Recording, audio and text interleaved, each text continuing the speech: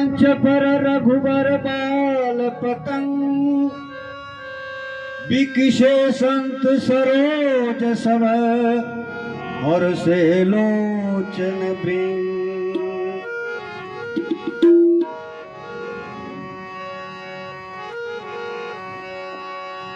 ए नाथ कैसे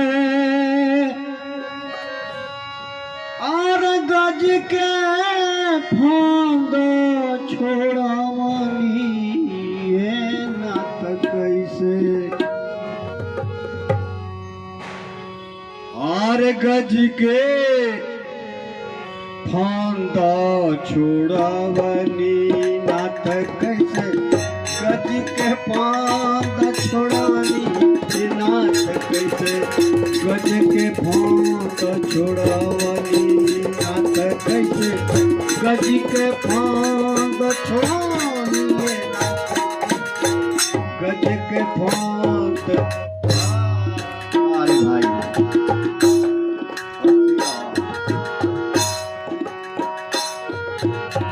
गज ग्राह लड़े जल भीतर, गज उबर ना पावला। सोनपुर के बात हो, छपरा जिला में पड़ेला।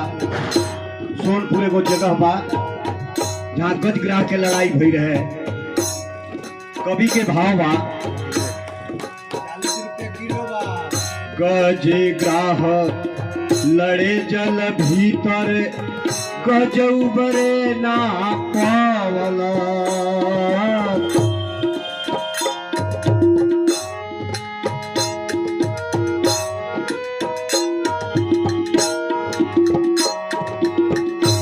गज के शब्द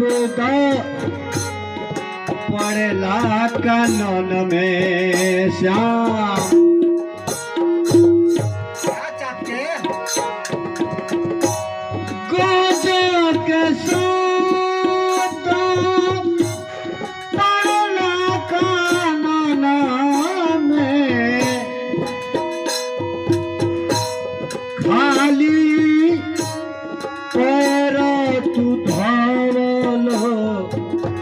नाथ कैसे गज के फांद छोड़ावला, नाथ गज के फांद छोड़ावला, नाथ कैसे गज के फांद छोड़ावला।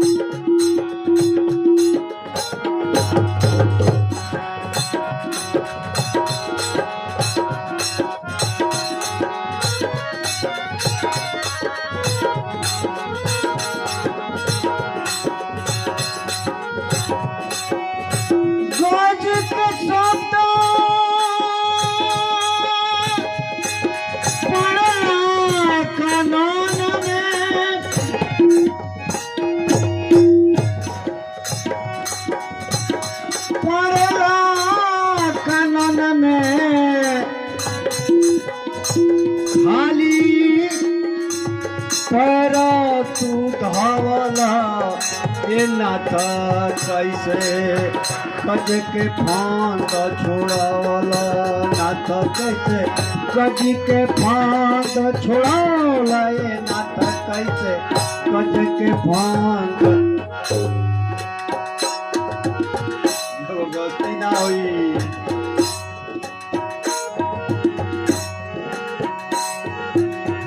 तू शासन घरे मेवा त्यागे, साग विदुर घर खाइले।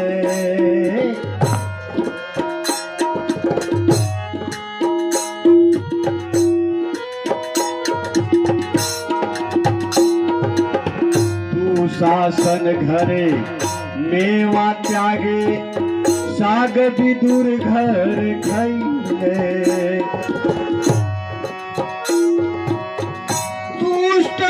दुशासन चीरा खींचत बा,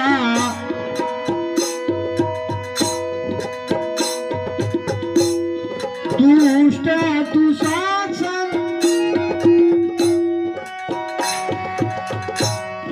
चीरा खींचतुबा लहंगे पर तू धावल ए नाथ कैसे गज के फांद छोड़वला नाथ कैसे गज के फांद छोड़वला ये नाथ कैसे तू शासने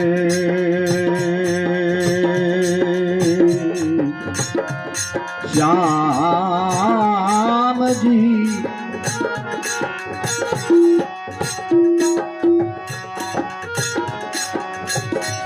तू शासन चिरा खिंचाता बा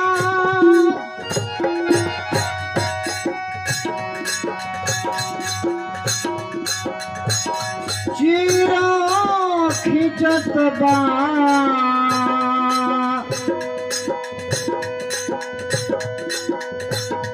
खाली एक बाजी दोनों बाजी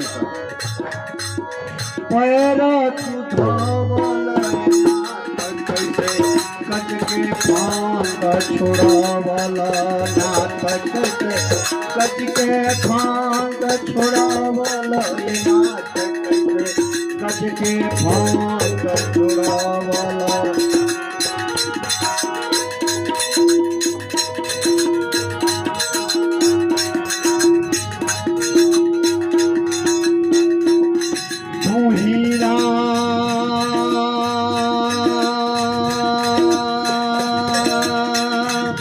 तू ही श्याम तू ही श्याम तू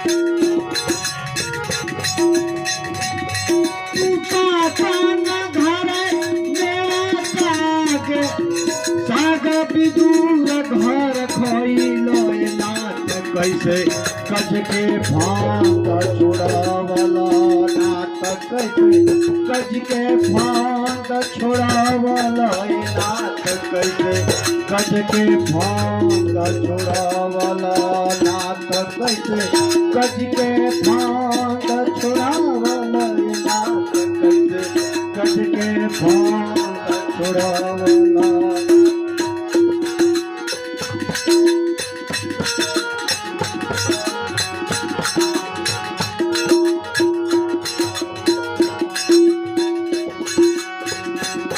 गज ग्राहल रे जल भीतर गज उबरे ना पवल गज ग्राह लड़े जल भीतर गज उबरे ना पवल गज के शब्द गज के शब्द गज के शब्द पड़ेला कानन में